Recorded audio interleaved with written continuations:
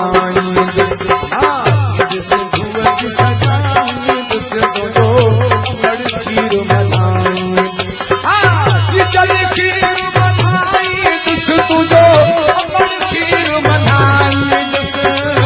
HRJDO news ते ताज़ा तरीन अपडेट्स खबरन जो सिलसिलो जारी है। अपडेट कयूं पे आमा के टंडो जाम खां जिते HRJDO न्यूज़ जी रिपोर्टर मुनसिफ अहमद तालपुर मुताबिक सिंध जा बेट ऐं सिंध जी ज़मीन सिंध जी मिल्कियत जी सिरहेठ सकाफ़ती ॾियारो मल्हाइण वारे ऐलान जी मोट में सॼी सिंध जे झरझंग जियां टंडो जाम में भी हर तरफ़ सकाफ़त जा रंग जरकी पिया।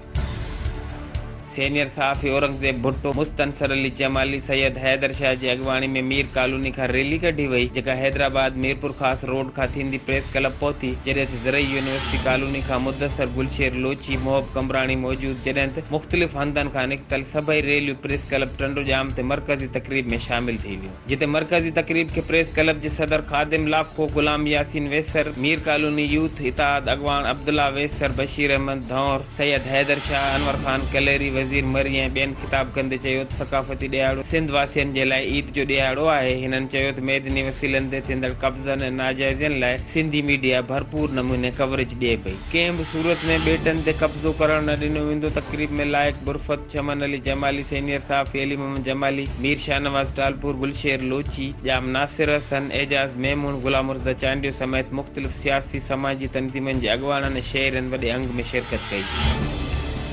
HRJDO न्यूज़ ते इन वक़्त ताईं बस एतिरो ई। वधीक ख़बरनि ऐं अपडेट्स लाइ ॾिसंदा रहो HRJDO न्यूज़।